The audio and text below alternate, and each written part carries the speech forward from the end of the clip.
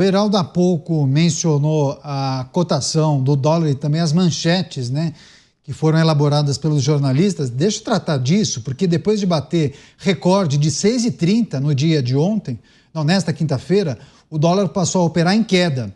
Isso só foi possível graças a 2 leilões da moeda norte-americana que foram realizados pelo Banco Central. Essa medida foi tomada para aumentar a oferta da moeda no país e tentar conter essa desvalorização do real. No primeiro leilão, o Banco Central vendeu 3 bilhões de dólares, mas não foi suficiente para conter a alta. No segundo leilão, mais 5 bilhões de dólares e a moeda norte-americana acabou sendo fechada a R$ 6,12.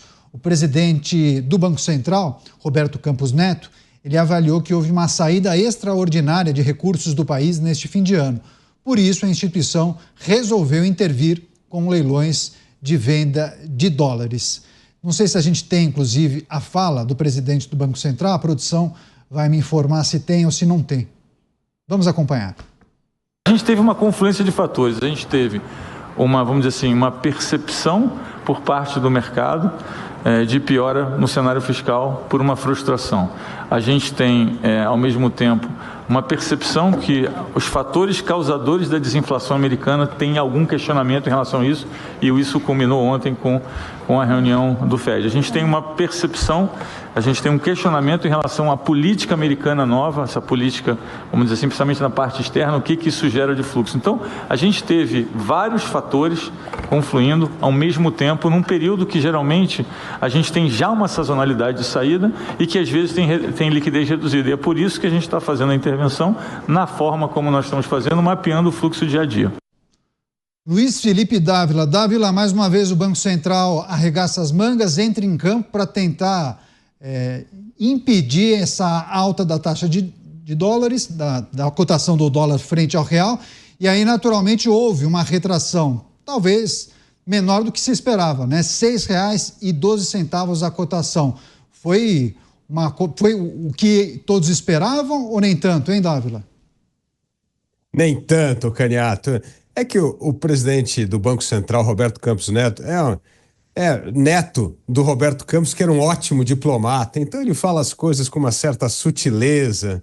Mas eu vou contar para nossa audiência qual é a verdade. A verdade é o seguinte: o Banco Central gastou mais de 15 bilhões de dólares e, na verdade, não foi isso que fez o dólar cair um pouco. O que acontece? Tem um problema que é exatamente o que o presidente do Banco Central falou. Faltou dólar nesse fim de ano, ele faz leilão para dar liquidez para essas pessoas poderem mandar dinheiro para fora das empresas. Então isso é verdade, por isso que caiu de 6,20 aí, caiu, estamos aí, mas não sai do 6. Por que não sai do 6? Nem que se ele leiloar, toda a reserva brasileira vai cair do 6.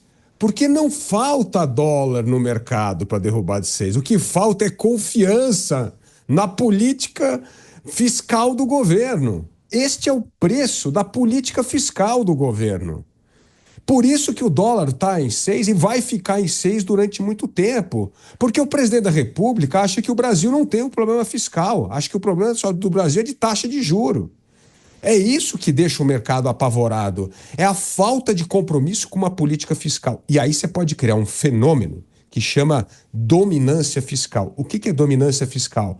É quando uma hora o único instrumento que você tem para tentar conter a irresponsabilidade fiscal é aumentar a taxa de juro. Mas chega uma hora, nem que você colocar o juro na lua, você consegue segurar. E aí é uma total desconfiança no país. E aí o que o governo vai fazer? Vai imprimir dinheiro. Se imprimir dinheiro, o que acontece? A inflação dispara. Então, é o temor da dominância fiscal que faz o dólar ficar nesse patamar alto. Portanto, o leilão hoje, sim, resolveu parte do problema da liquidez que o mercado precisava de dólar. Por isso que recuou um pouco. Mas ele não vai sair do patamar de 6 dólares enquanto o Brasil for fiscalmente irresponsável. Mota, hoje, a maior intervenção do Banco Central no câmbio desde 1999, hein? 8 bilhões de dólares leiloados, uma leve retração no valor da moeda. Mota, só recebendo as pessoas que nos acompanham pelas emissoras de rádio, a notícia em destaque: Banco Central fez 2 leilões para tentar conter a alta do dólar, fechamento em R$ 6,12. Você, Mota? Essa me lembrou uma história triste, Canhato. Eu acho que aconteceu em 1999 comigo. Eu estava ouvindo um rumor de que o dólar ia aumentar, né? De que o dólar ia se valorizar. E eu liguei para o meu banco na época e pedi lá para a atendente. Na época não tinha internet banking, né? 1999. Pedi para colocar o meu dinheiro num fundo cambial, atrelado ao dólar. E o atendente falou para mim, olha, senhor, nós não estamos recomendando investimento em dólar nesse momento, né? E eu aceitei o conselho da atendente. No dia seguinte, o dólar deu uma disparada e eu fiquei com vontade de ir lá no banco descobrir quem é que tinha me dado aquele conselho. Enfim, é claro que a subida do dólar vai... Travou o sinal do Mota, daqui a pouco a gente retoma esse contato com ele, aí ele consegue fazer e concluir essa análise. Já voltou, o Mota já de volta, problemas de conexão de internet, normal.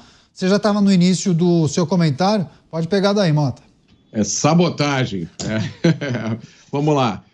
Então, a subida do dólar impacta outros preços, porque muita coisa que a gente compra depende de itens importados. Mas eu vou dizer uma coisa para vocês. O preço do dólar amanhã, para mim, não é tão importante assim. O que importa é o valor do dólar daqui a 5 anos, daqui a 15 anos, daqui a 50 anos.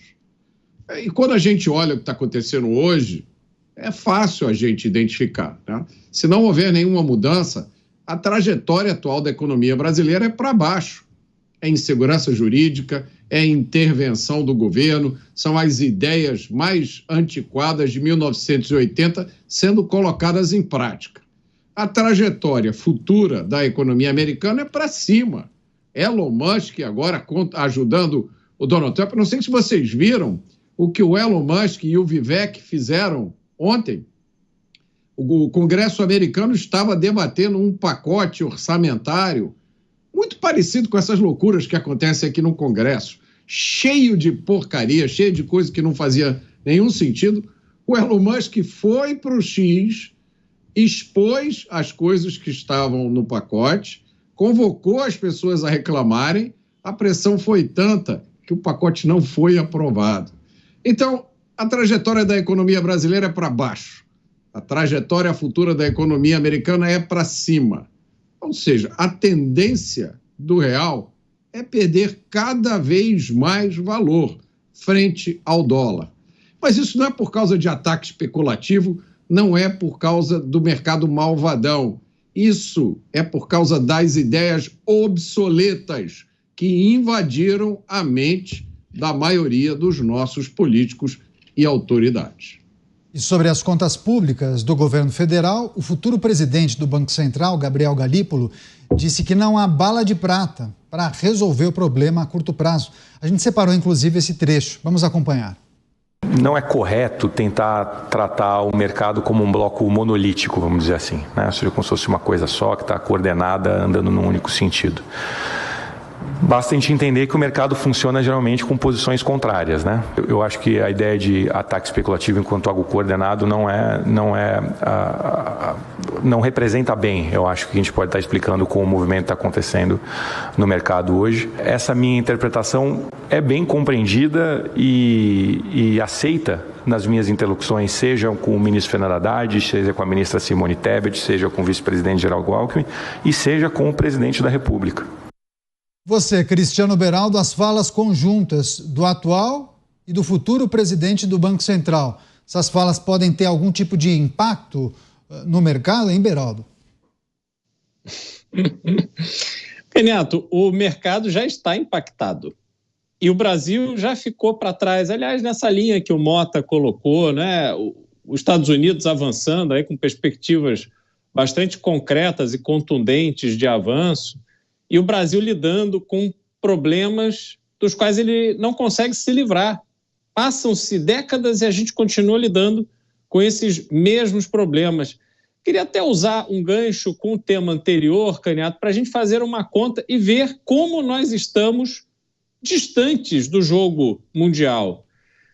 O ministro do Supremo Tribunal Federal, se não me engano, tem uma renda de R$42 mil, é isso, né? Então, é 44, o maior valor... 44. Então, é o maior valor que um funcionário público pode receber. 44 mil, de forma lícita, né? Conforme prevê a Constituição, 44 mil reais. 44 mil reais são 7 mil e poucos dólares, 7.500 dólares na cotação de hoje. A gente está falando aí de um salário de 85 mil dólares.